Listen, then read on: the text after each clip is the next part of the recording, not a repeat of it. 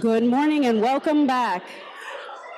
We are proud to introduce Dr. Falecia Williams, President of Prince George's Community College.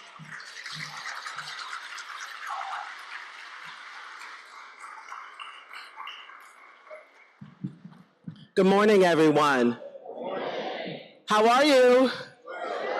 Well, how many of you, this is just the Monday after last Friday? All right.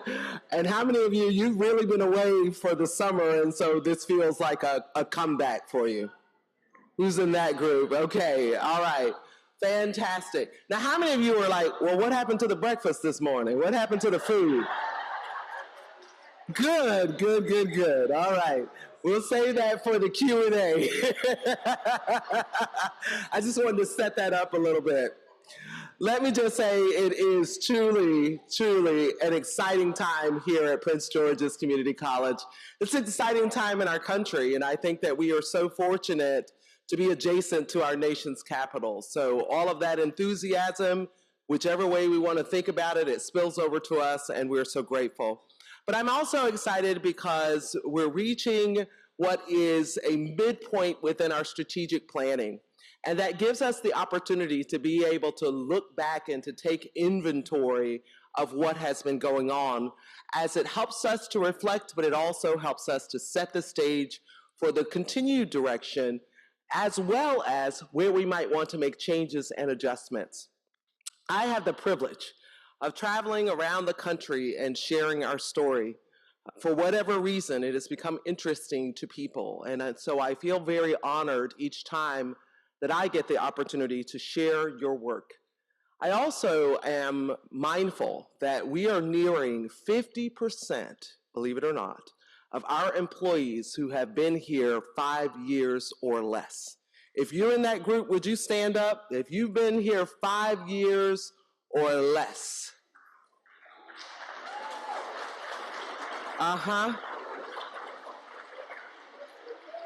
All right. Do you all see it? The number of people in our organization who bring a great deal of expertise and institutional knowledge. It is the combination of the two that compelled me this morning to pause and to take a different approach with this opening speech, or this opening gathering for us. I thought it was important to reflect a bit, to take a look back from whence we've come in 2020, for the purpose of telling the story of what we believe is so extremely important to us as we go forward. So I'm honored to welcome you. I consider this to be a significant address in the life and time of an institution, because we so seldomly have the time to truly pause and be together across our departments, across our areas, and across our disciplines. There is a profound factor that is ever present in our environment. It is a constant force in our lives, and it is called change. Whether planned or unexpected, change has the ability to shape our personal and our collective journeys. It reveals the courage of our convictions and the true impact of our actions. In the face of challenges that are confronting the higher education sector, community colleges, and PGCC, I see this moment in time as an opportunity for the highest degree of innovation. Rather than merely seeking stability or clinging to the past, we, the faculty, the staff, the administration, and our community at large, we have the unique chance, dare I say responsibility, to guide our institution forward towards increased viability and vitality. We are navigating an evolving landscape. Leadership is changing in dramatic ways. Our students are changing in dramatic ways. We are changing in dramatic ways. We stand on the brink of this great transformation, requiring our unwavering attention and a response that continues to be characterized by boldness, balance, and poise. I strongly believe that our journey at Prince George's Community College, the impactful changes that we have initiated, and our vision for an extraordinary future align with the best practices and aspirations of institutions nationwide. We are not isolated. We are not living in a bubble. We are representative of the great institutions in our country who stand to make the change that is necessary for the viability of the people we serve. Booker T. Washington stated, "Excellence is to do a common thing in an uncommon way." I challenge you, each of us, in this moment, in this time, in this season, to reflect on what you can do. Consider how you can help the institution steer its course towards extraordinary.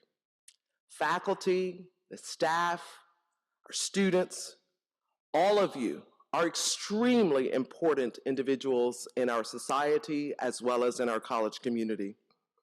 Our doctors save lives in medical professions. Our lawyers are considered lifesavers in various situations. You, our employees, our staff, you're visionary lifesavers for our students, and you're visionary lifesavers in our community and our society. You are the lifeblood of our nation.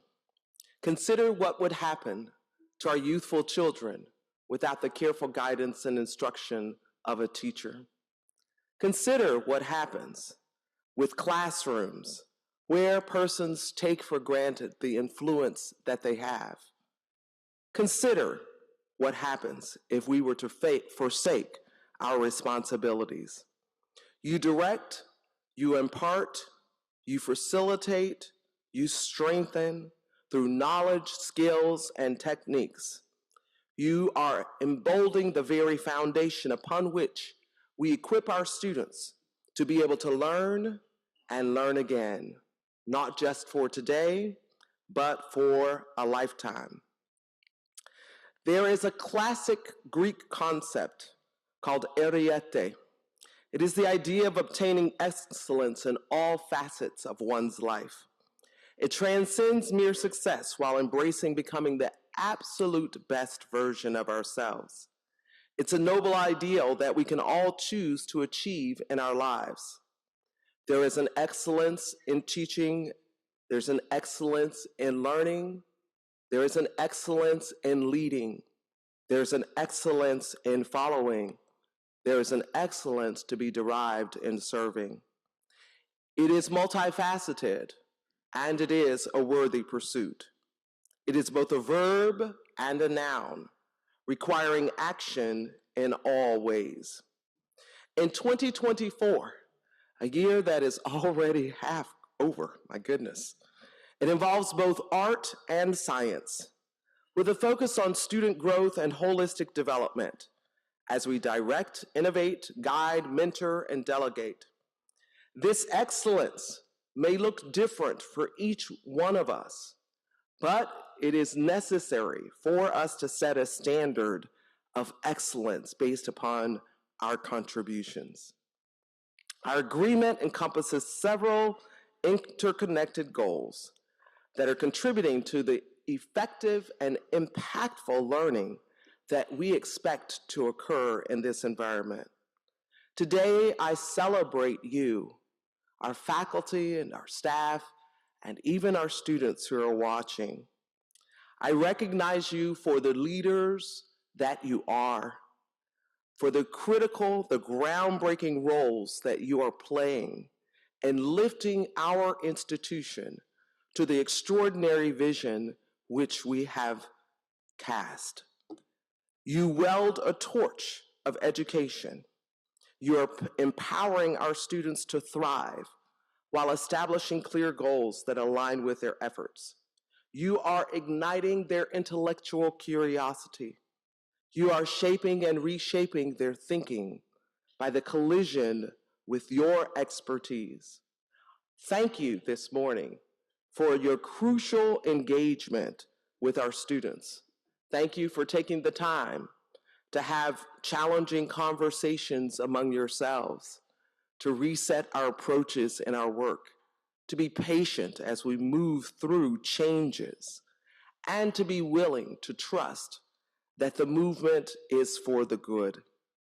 Together, we contribute to the vibrancy not only of our institution, but of this great democracy, and we impact the lives of America's most valuable assets, and that is our diverse human race. Let me take you through a journey. It is the journey that shaped my leadership perspective and my purpose. I grew up in the old citrus belt of Florida, where college was not a norm for people of color. Dare I say, not much has changed in that community.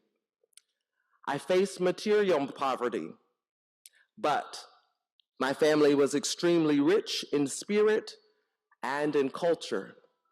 And I say to people often that I grew up in poverty, but I have never been impoverished. My mother was blind. My equally amazing grandmother worked as a custodian for all of her life. It is their strong work ethic, their selflessness, that has influenced me profoundly. It is the very essence that drives me to take on things that are hard, but to try to make them easy for those that must accompany me in the journey.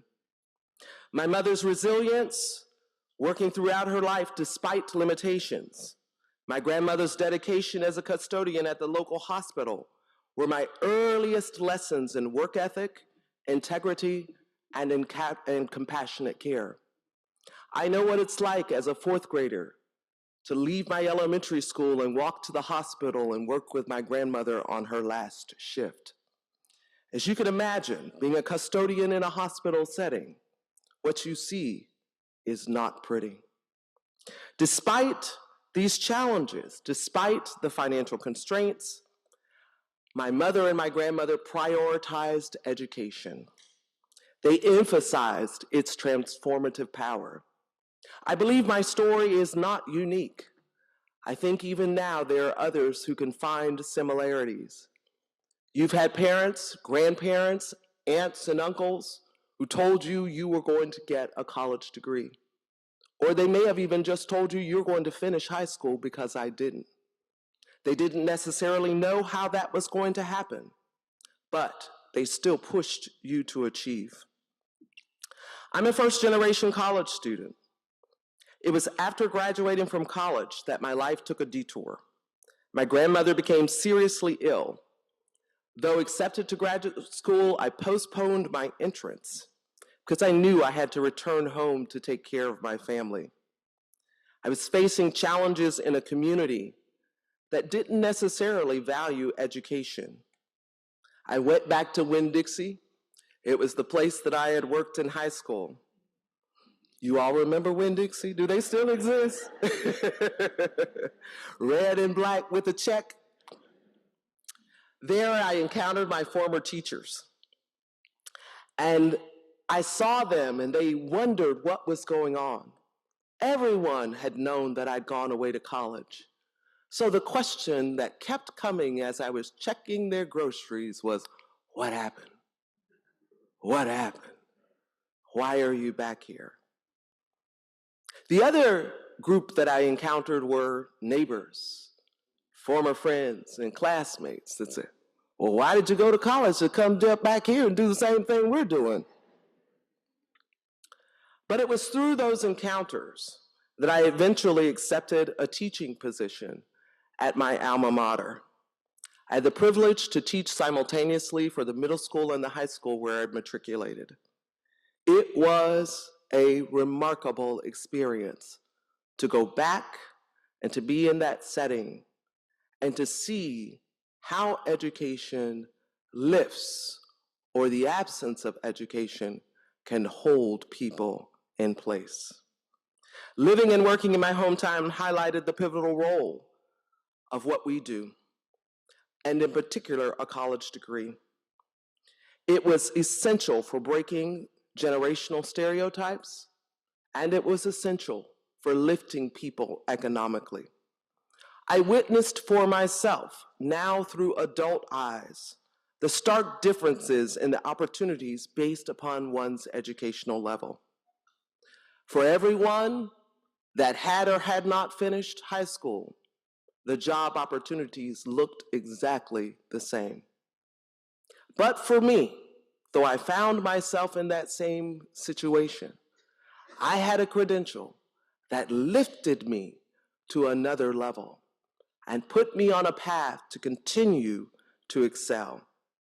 It was there that I knew that my journey was being crystallized in a very different way, in a way that my mother and my grandmother had instilled from the very beginning, that a good education, a higher education that led to exit credentials would open doors that no one would ever be able to close. It is that realization that compelled me to pursue post-secondary education for a career.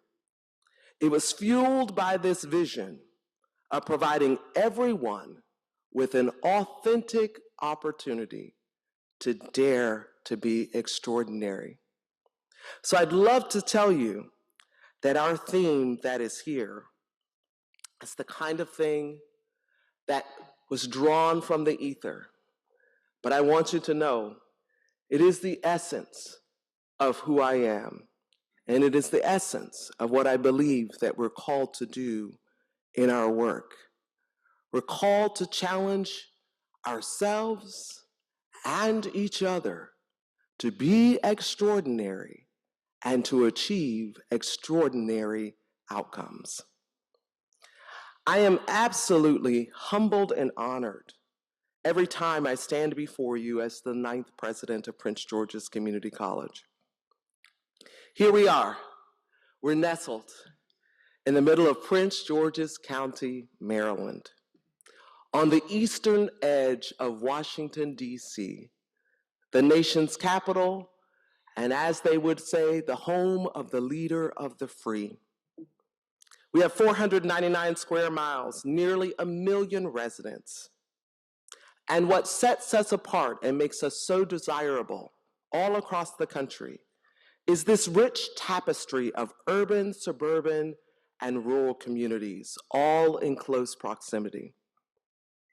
Established in 1958, you know our college holds a significant place in history. It was the first educational institution in Prince George's County to integrate under the national desegregation laws. We have evolved in those 30 years. In our first 30 years, we were a 96% institution that was Caucasian. And the last 35 years, they have seen us transform into a predominantly Black institution. We mirror the development of Prince George's County into the largest and second most affluent majority African American county in this United States. We don't do our work devoid of our context. We celebrate it and we embrace it. No one group more important than the other, but we also don't try to whitewash what has happened in our communities. Instead, we see it as beautiful. We see it as optimal. Today, we proudly bear these federal designations. We're on the rise as well as a Hispanic-serving institution. You may not be aware, but just in the 4 years that I have been here, we have almost tripled our Hispanic enrollment. We embody diversity and inclusivity. As the leader of this institution since 2020, amidst the challenges posed by COVID, I've witnessed your resilience and your ambition. They are what define who we are, and they will also propel us where we're slated to go. They were unprecedented times. We faced a myriad of challenges, and they are the kinds of challenges that many of us have almost pushed to the back of our mind. Declining enrollments, dramatically reduced appropriations, disruptions to our instructional modalities, challenges to the way that we do our work. All of this impacted the workforce. We shifted from face-to-face instruction to remote instruction. Remember the things we said we'd never do? And we did them in a short amount of time, affecting not only our educational mission, but also the well-being of our communities. Despite these difficulties, we rallied. We embraced remote instruction. Frankly, right now, we probably don't know what we would do without it. We've looked at hybrid forms of delivering our work. We have hybrid forms of events. We know how to do completely virtual events. It has been a transformative period. We recognized in this time that it was important for us to unlearn. Do you all remember the convocation that the theme was all about unlearning? What are the things that we know that we need to adjust? We need to actually unlearn because our context has changed, and we must choose to relearn in a different way. To be effective, I too had to unlearn. I had to shed the context of Florida, the preconceptions of my prior experiences, the laws and the statutes that govern the way we do our work here compared to where I'd come from. Unlearning is still an element of what will be necessary as we leap towards the vision of extraordinary. It's a transformative process, and we have to settle in that it's here with us for a long time. We navigate complexities. Let us ask ourselves again, what has worked? That's a different question than what did we do? What worked? And what worked well? What did we do that, if we are honest with ourselves, it failed miserably? It may have gotten us across the line of a crisis, but it's not the thing that you would want to port into a more stable circumstance. What do we need to redesign? In most instances, things are functioning the way they have been designed. If we want to get a different outcome, they have to be redesigned to yield that better outcome. Earned learning is still a key to deconstructing and reconstructing, and it empowers us to make the revolutionary changes that will lead to extraordinary results. Today, we find ourselves still at this critical juncture, grappling with a profound question. How do we think of COVID 2 years away from it? Was it a catastrophe, or was it the catalyst for the change that we all needed? What will we do with artificial intelligence? Think about the arguments and the questions that are raging right now. Will we rate it as a catastrophe or the catalyst that leads us to remarkable change? It's here. Our children and our grandchildren are encountering it at 1 and 2 years old.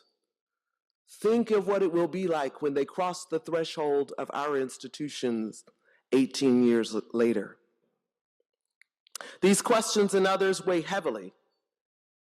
Community colleges stand at the heart of the opportunity to embrace and to think about how we utilize the contextual changes that have happened to influence our work for the good. The world watches, the world contemplates. As educators, as leaders in open access institutions, will we seize these moments to be learners? Will we proactively adapt? Will we wildly reimagine? Will we create new paradigms? Will we lift our organizations to outcomes that we've never yet achieved? Or do we risk becoming relics, defending what has been and what we believe should always be? Do we risk becoming overshadowed by systems because we are fearful of technological advancement? Because we feel like we only have a few more brain cells that can learn another new thing? Do we risk because we recognize it's going to require us to at least learn and understand some cultural competencies that may be grossly unfamiliar to us? Do we risk because we are comfortable being rigid rather than being flexible? Do we risk that because we simply feel that we're the experts and everybody else needs to learn something? I leave the questions with us because we have to respond individually and collectively. While we wait the full impact of artificial intelligence and the pandemic on education, we all know that enrollment has declined substantively. But I want us to know this isn't the march back to what was in 2019. So let us not focus our energies on that. Instead, we want to be focused on being able to deliver the highest quality education to the highest percentage of our residents who need this type of post-secondary training, who need this opportunity to retrain, who are interested in the opportunity to pursue degrees. We'll know in time what the right sizing is, but it's not the pursuit of the 40,000. Because the data tell us that enrollment had already been declining for a decade. It's not a singular impact of the pandemic. It is the kind of thing that is measured against population statistics, competition that is in the environment, and the all too familiar assault on the value of higher education. In this aftermath, we know that there are challenges, but we are positioned appropriately to respond. We must navigate the unprecedented transition despite the challenges. It falls on us. We are the leaders, the designers, and the practitioners. We must choose to declare that artificial intelligence, COVID, the divisiveness in our societies, these things are not catastrophic, but we must use these things to be catalytic for transformation rather than harbingers of our downfall. We must respond with thoughtful, strategic, and innovative frameworks, models, and operational practices that position us for remarkable change and progress. We are the leaders, all of us in our respective roles, not just those that hold titles that we look up to as the executives in this institution. If you look up and down your row and behind you, you're looking at a leader. You're looking at a change maker. You're looking at a valuable member of this college community that makes a difference every day in what we're able to achieve. And it's crucial for us to break free from the conventional thinking that establishes the kind of hierarchies that people must wait to achieve a certain level or to be assigned in a particular place and space to lead. This is the season of bold objectives. You can reflect on these questions. Based upon your work and our collective goals, what would it take to significantly enhance student success outcomes? It's a different question than barriers. The question is, what would it take? Can you begin to think about and to contemplate what are the conditions that create optimal learning and optimal success? Can we focus our energy on what is necessary in order to achieve? Imagine achieving these results at a fraction of the current cost. Envision offering students a tenfold improvement in convenience, efficiency, or cost effectiveness. These goals may seem daunting. It's true. But there's a global futurist, Jack Aldrich. He urges us to unconstrain our thoughts and set unreasonable goals. He says that the future is malleable, and we have the power to shape it. It is the understanding that we are actors that will impact the future, rather than waiting for the future to just happen to us. To succeed, we have to embrace that extraordinary is possible. It is achievable. And we have to do so by exploring things that we think are almost inconceivable. We have to value unconventional wisdom. We have to listen to the persons in our department who may not speak at every meeting, but when they speak, you all remember the E.F. Hutton commercial? It's time to listen. We have to be willing to trod paths that are unworn. We have to be willing to be uncomfortable, to arrive at a place eventually that leads to greater comfort. And we have to be willing to challenge norms that we know that are not leading to advancement. We gather today and we reflect on the audacity of excellence that leads to extraordinary. Amidst challenges, especially in the wake of everything that is happening surrounding the value of higher education. But this true leadership we are experiencing among ourselves, it is happening in the most trying of times. It is not about stability. It is about pushing the limits in the midst of these times for our own vitality. Instead of accepting a new normal, we have to choose to create what will become our normal. It's crucial for us to view disruption not as a disaster, but as a reordering of society. It propels us to become a more vital asset for our community. We can look at situations and we can see loss. We can see problems. We can see trouble. We can see discord. Or we can look at the same situation and see opportunity. We can see creativity. We can see the ability to be innovative. It's a choice that we must make.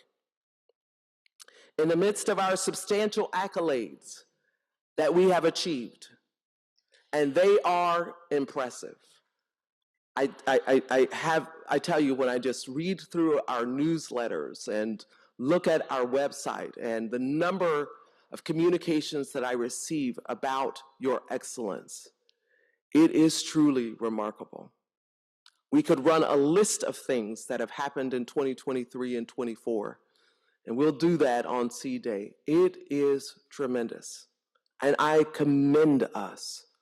I commend us for really just leaning in on what we're doing in our institution.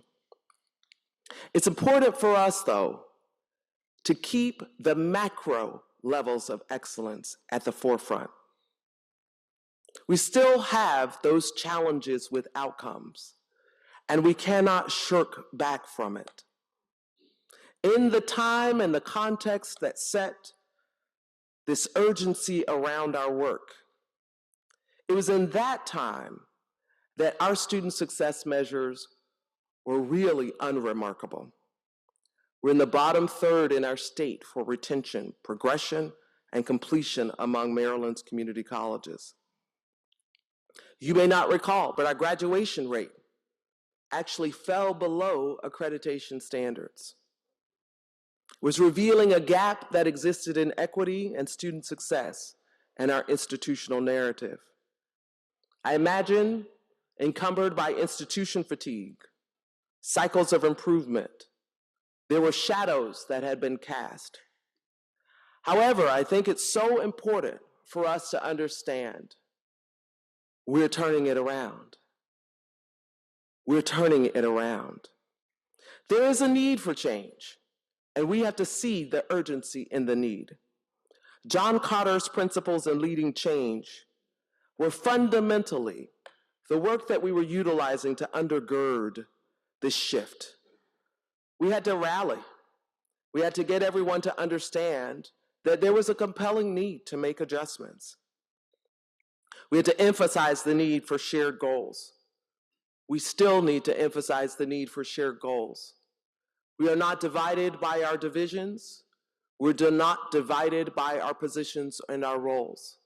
We are Prince George's Community College, the faculty, the staff, the administration, and the students.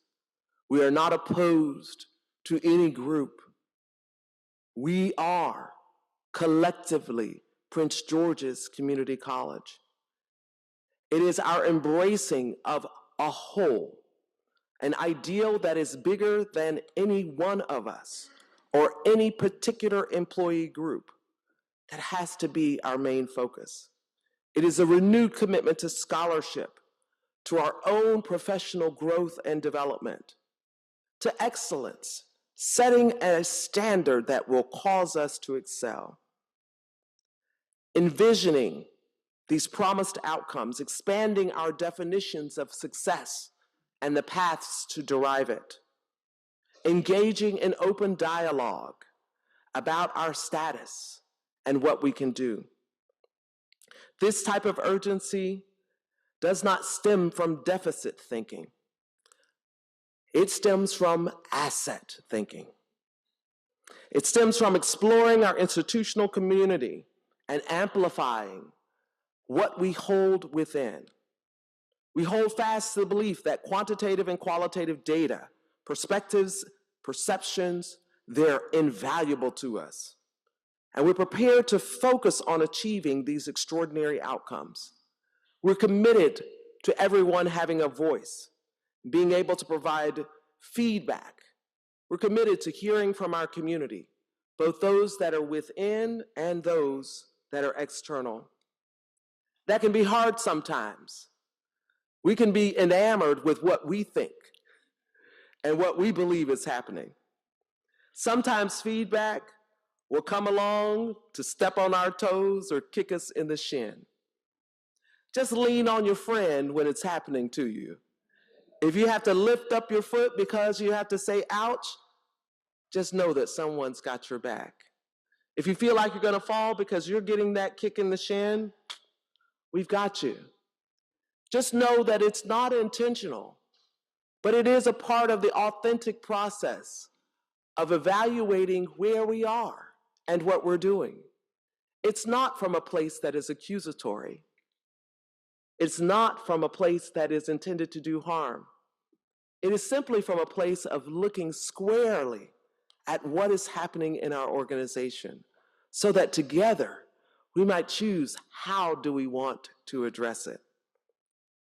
It's so important for us to have these shared arrangements and these agreements. We're thrilled to witness that the college has begun to unite around these key elements of a vision. And we're excited. As Peter Drucker tells us, culture eats strategy for breakfast. Regardless of the strength of a vision, regardless of the success of planning, really the change hinges on our organizational culture and the ability for us to collectively embrace these shared beliefs and to endorse and reshape areas that need our attention. Effective change requires robust leadership and support across the organization. We've done quite a bit of that. Yet this was just the beginning.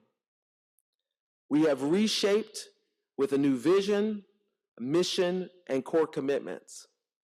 Part of our next phase is not just to have those codified in words, but to begin to think about what do they look like behaviorally. Our vision is for PGCC to be the region's premier center for teaching and learning. You see our mission, it centers on measurable progress. And you see our core commitments that have been captured and embodied there. We are daring to be extraordinary. And it's important for us to internalize it rather than to be dismissive of it. We all know that we can set plans and create words, but it takes another level of engagement for those things to live. I'm excited to share that the ongoing essence of our strategic plan, Dare to be Extraordinary, is indeed making a difference. Our first goal that we look at, it revolves around equitable access to Prince George's. Focus on making our credentials and certificates and degrees valuable and accessible. So many students, they don't have access.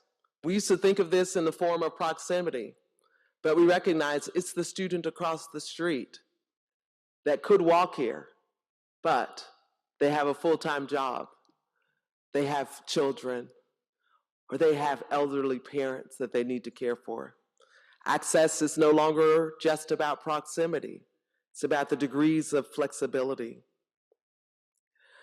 We recognize that we must redefine accessibility, focusing not just on this physical place, but also on the economic productivity of the available credentials and the sensibility of navigating our institutional systems and environments for as many people as possible.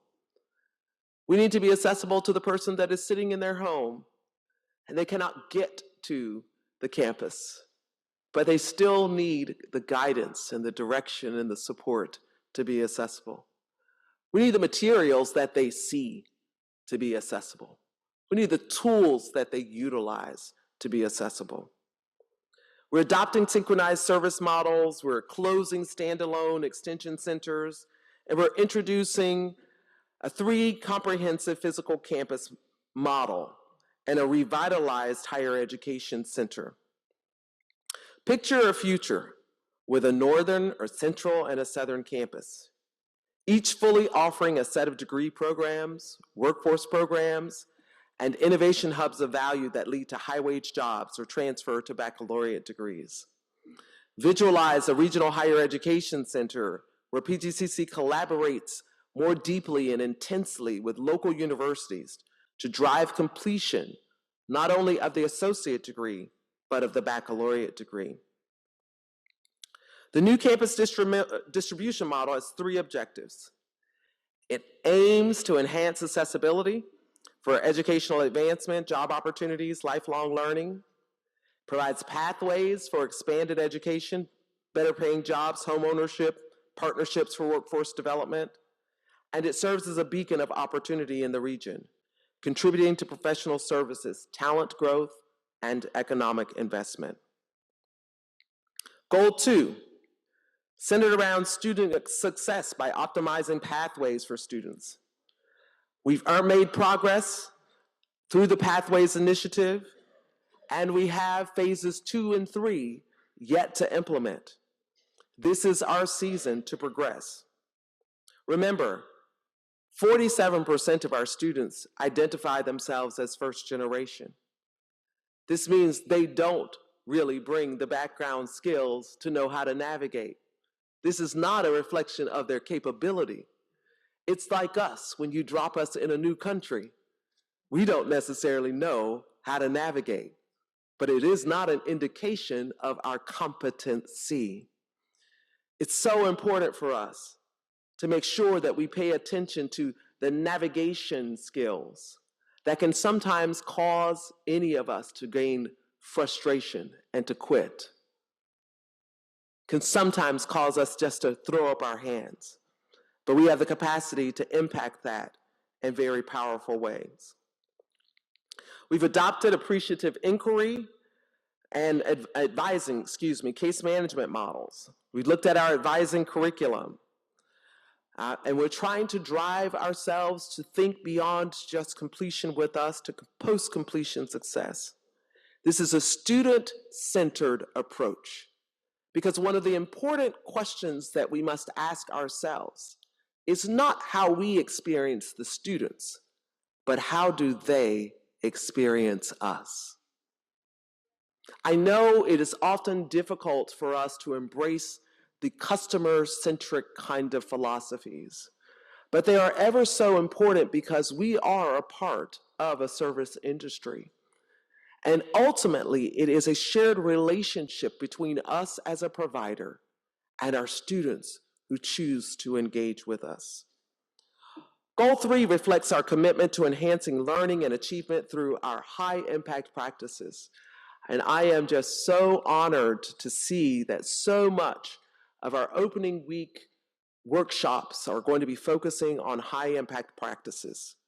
We're committed to creating the optimal conditions for learning, the optimal environments for people to engage, promoting academic rigor, strengthening integration, empowering the student voice and choice, and amplifying the faculty in terms of their scholarship and excellence.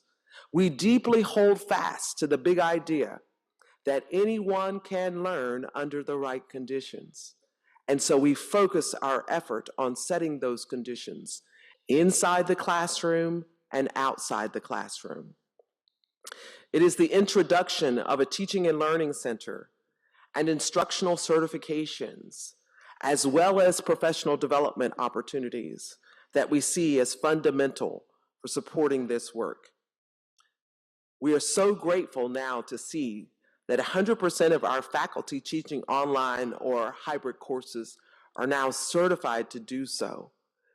That is a remarkable accomplishment when we think from whence we have come in 2019, pre-pandemic. Finally, Goal 4 focuses on increasing workforce innovation and strategic partnerships. And remember, these are just samples of things that we're doing. To position Prince George's Community College as a dynamic partner for economic mobility, we're creating forward-thinking services, forming strategic alliances, and strengthening our community partnerships. We envision every student exiting with a certification, a credential, a certificate, or a degree, and that they will be well prepared for the workforce. We have redone our front doors so that we can actually know why students are here with us. We don't have to guess what their educational intent is anymore because we ask them. With this emphasis on 21st century skills integrated into our programs, we've worked with industry partners to design micro pathways. We are looking at how we can scaffold certificates within our degrees. We're building more certifications that are directly aligned across credit and non-credit programs. This is important work because so many of our participants who are engaging with us, they just see the opportunity to earn that credential that is going to make a lift for them and their family. Our push for innovation is about new ideas and methods with an essential and personalized focus on growth and measurable gains. As we continue to dare to be extraordinary, let us continue to strive for the kind of excellence that is so important. Not only do leaders need audacity to inspire progress, but we have to continue to establish the unconstrained and unreasonable standards by which we want to gauge the impact of our change. I know that incremental change is widely touted in education, but as Aldrich has emphasized, you can't incrementalize yourself or your company into the future. To dare to be extraordinary, we cannot settle for small incremental progress that would take 2 to 3 decades to achieve. Instead, we're going to have to try some moonshot types of change, the kind that you may think are unreasonable, but It is the aspiration towards it that will lead us to the remarkable lift that we choose to pursue. Turning to the data, we're identifying significant outcomes aligned to the work that will lead us to these key moonshot objectives. You can see them here. 50% post-secondary participation rate, 60% graduation rate, 70% for graduation in 4 years, 30% baccalaureate degree within a total of 6 years, 50% of our workers with a credential, and 1,000 full tuition scholarships. Yes, they're moonshots, but guess what? They're at or just slightly above what's already the average in the state of Maryland.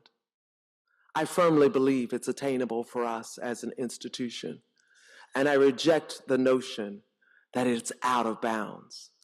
Simply, we have to redesign, rethink, reimagine, and reapply ourselves to these pursuits. Yes, they're double or better from where we were in 2020, but we're already moving in that direction, and that's what we should celebrate. We've also dared to touch on the future of work because it matters. As much as we want to achieve extraordinary outcomes, part of being extraordinary is about making the most positive investments we can in our greatest asset, which is each of you, our people, our human capital. The outcomes that you derive have to be from the place of your health and your well-being. We're balancing 3 symbiotic elements: the nature of work, the workforce of the future, and the workplace of the future. Right? How these things can provide a holistic understanding of the forces shaping how our community colleges will responsibly shift. Organizations need to answer 2 critical questions about this nature of work. How do we achieve our mission? What methods do we use to accomplish our work? We have to connect these answers to our mission and our outcomes, and then we can realize what is the best way forward. The most valuable asset for us is you. You are our asset. We cannot achieve our mission or our goals without you. Preparing for the future means understanding our current workforce, understanding your needs, and understanding what will be needed by you in the future. Clarifying both aspects can reveal where we may have too much of something or too little of something. It allows us to understand that some skills became obsolete after the pandemic, and there are new skills that we have to develop. We are much more technologically oriented as a society, so the skills that do not utilize them are less necessary in our society. It is a reality, and we cannot hide from it. Third, the workplace includes, both the physical location, we'll keep going. The past companies often centralized work in large factories or industrial centers, but these advancements are driving a shift towards bringing work to the people. Flexible work, you all have done this, I know. We won't ask anybody to raise their hands, right? So flexible work. Flexible work means even more than it did in the pandemic now, though, right? It is about being in the place, but still engaging virtually. It's also about sometimes being remote. It is sometimes being fully present and in person.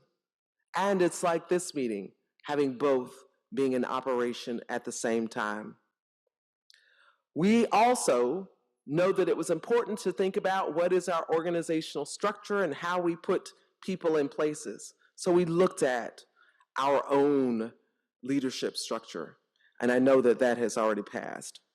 What I want to share with you today is that the signs are all around us, that the transformation is happening. We're already experiencing the positive outcomes.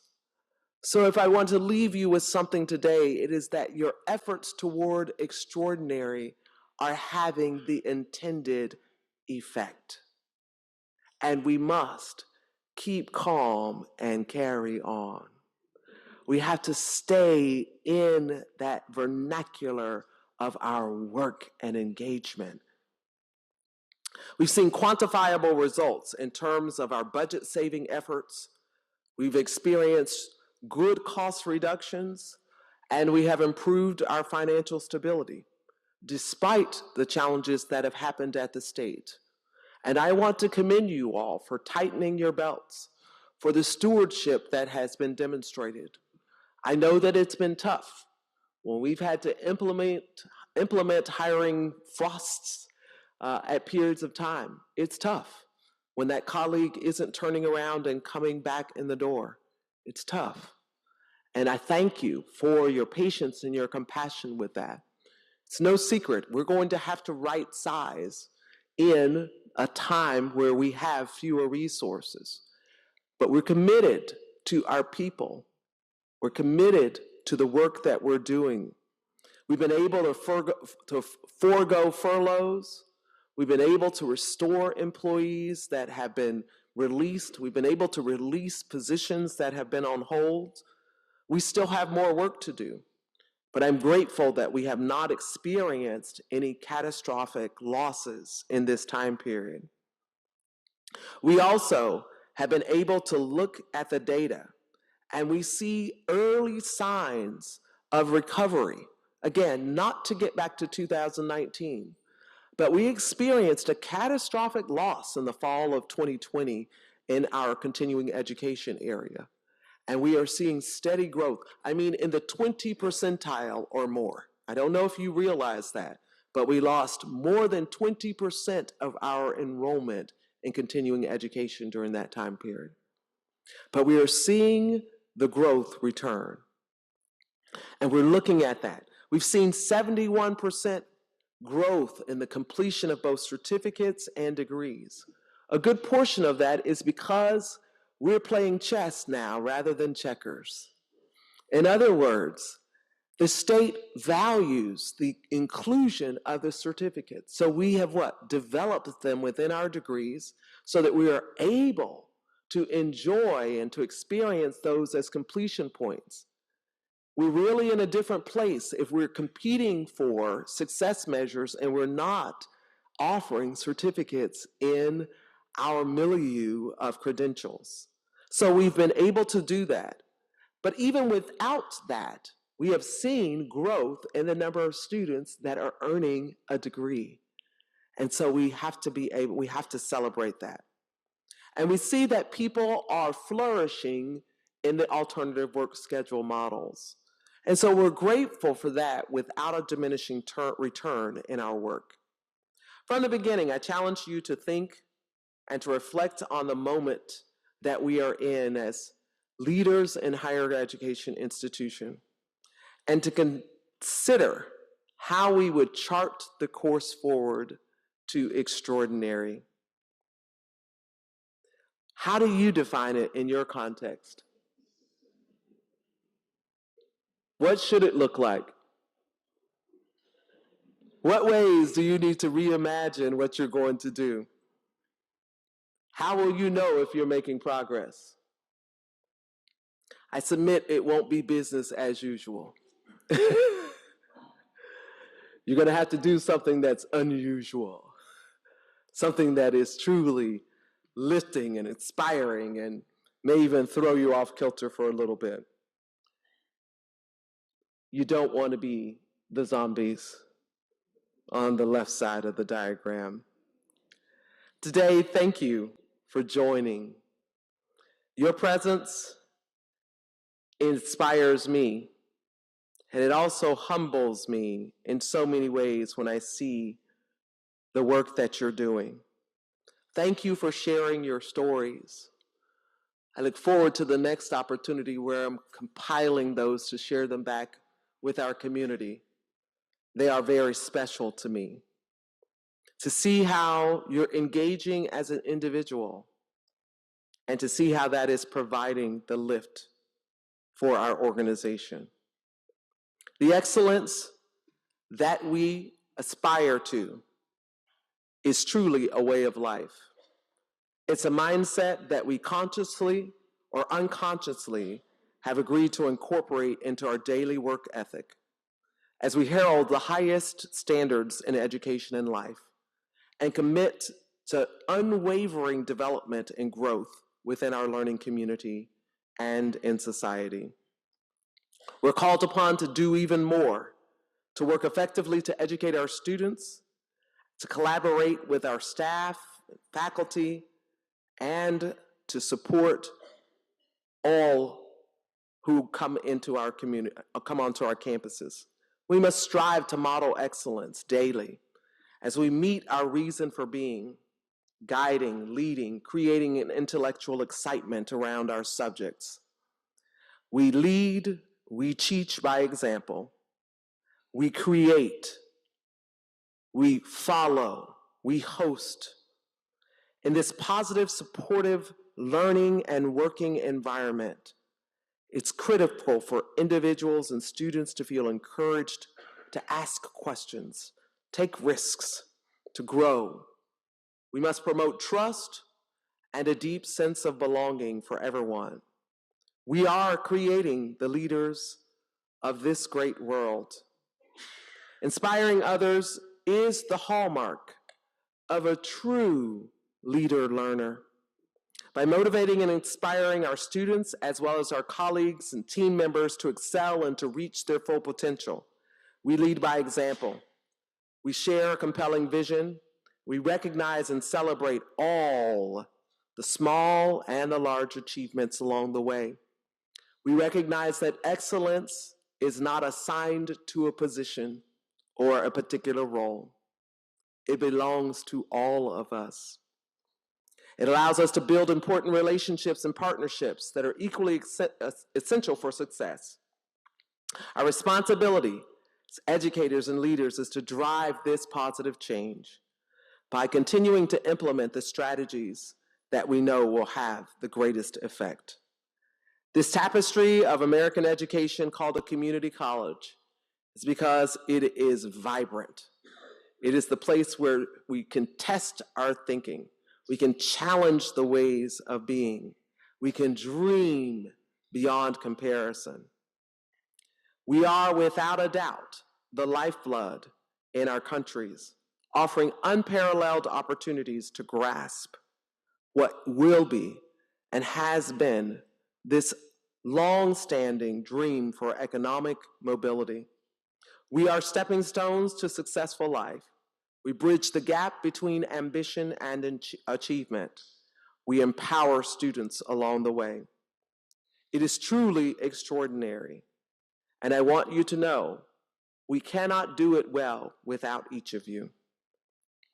Finally, every student matters.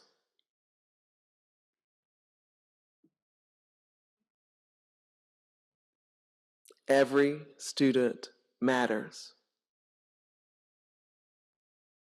Every student matters. We can't afford to lose any of them.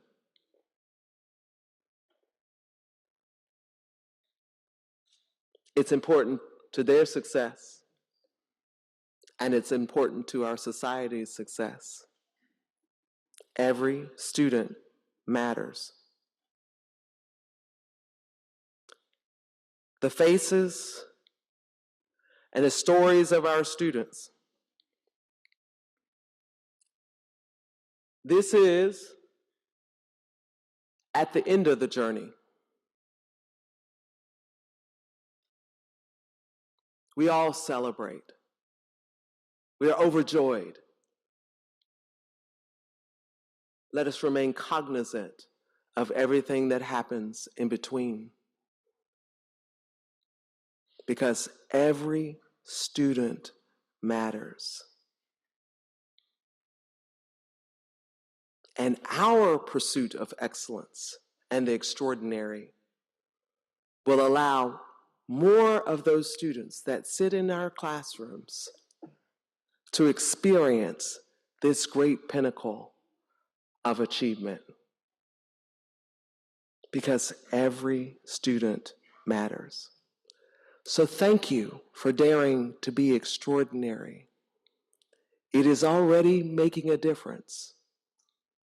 And I believe that those double or better propositions will indeed be realized, because you choose the way of excellence that leads to extraordinary outcomes. Thank you very much.